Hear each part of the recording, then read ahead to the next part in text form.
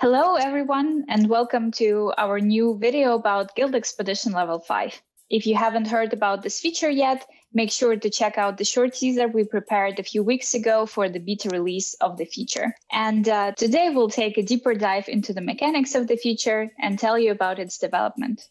But before we begin, please subscribe to this channel to never miss any news about Forge of Empires. My name is Nastya. I'm Community Management Specialist for Forge of Empires. And today I'm joined here by Carl, who is our product manager, and he participated in creating the new Guild Expedition level for you. Hi, Carl. Hi, Nastya. Okay, first off, congratulations on launching the new level. I know it was a challenging project, and you wanted to bring something brand new to the game. Is that right? Yes, thank you, first of all. We wanted to bring new content to the endgame player, which are super invested in their guild. And we know that Guild Expedition is important for a lot of players, but especially for this group. Yeah, for sure. And it must have been pretty challenging to come up with something new for them with a new challenge. Is that why you decided to create defensive encounters instead of the offensive ones? Yeah, pretty much. The Guild Expedition Level 5 is the first top-tier feature in the game, which uses the defensive army boosts instead of the attacking army like the rest of the game. Could you tell us a bit more about how it works exactly? So is it going to be anything like the City Defenders army? So will players have to select units specifically to participate in the Guild Expedition? No, the encounters will work exactly like you're used to. But in the end, you just use the defensive army boosts here. As you can see, you select as normal, and then your army uses the defensive army boosts. And the formerly defending army will now use the attacking army boosts. You can check your defensive army boosts in the town hall. But many players will have now a low defense boost because normally they don't even need it. So right now everyone cares about the attack bonus. Yeah, we expected that.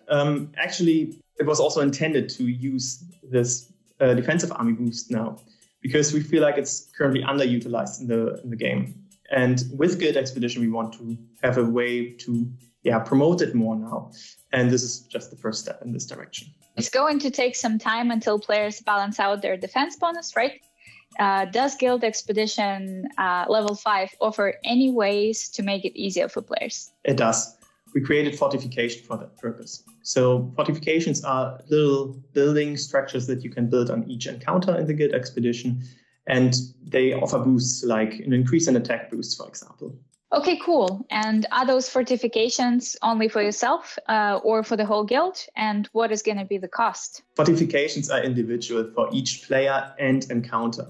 The cost will be goods, and they will also depend on the encounter and the player age. The players can also shuffle the costs for a small diamond investment. Okay, that's cool. Are fortifications only useful if you want to fight your way out of an encounter? I saw that you still can negotiate like you always do. Yes, you can still negotiate. And fortifications will also be useful there. We added 2 for that. And the first one will reduce the number of goods you need. And the second one, the number of choices you need to make. Yeah, awesome. Carl, that is all great. But you know that our players are most interested in rewards. So can you tell us a bit more about that? Of course. We added quite a few. So I would suggest we focus on 2 of them. The first one is the Forgotten Temple and the second, the Feathered Serpent. So can you tell us about the Forgotten Temple? Yeah, this is a limited building with very strong bonuses. It will provide you with attack and defense boosts and forge points. It is a limited building, so it will expire after a month and turn into the decoration afterwards. But how do you get it exactly? It is intended to be hard to get it. Players can obtain fragments by winning the big encounters on the Guild Expedition, and the number of fragments you get increases with each number of the big encounters. Basically, the logic is if you win the Guild Expedition every week, you can have this building permanently, and if you can't, then it will just take more time until you get the full building. Sweet. But in my personal opinion, the temple doesn't look nearly as badass as the serpent. Why didn't you make the serpent the main reward then? It looks so cool. We initially wanted to focus on the serpent, actually.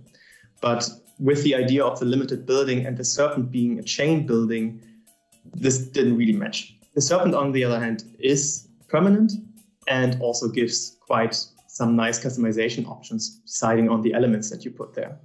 It also gives forge points and defensive boosts for the defending and attacking army. So you can basically boost up the bonuses by adding more segments to the Serpent as often as you win the Guild Expedition. Yeah, and is the Serpent also built with the fragments? Yes, it is.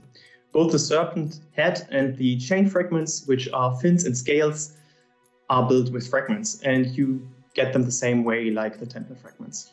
Okay, I think we're done with the rewards. I mean, not all of them, but let's leave our players some room to test it in the game and actually see it for themselves. Thank you very much, Carl, for joining today and telling us about the feature. My pleasure. Quick reminder, Guild Expedition Level 5 is available right now on live servers, so feel free to check it out. Awesome. And please join our official Facebook group and let us know what you think about the new addition to the Guild Expedition. Bye. Bye.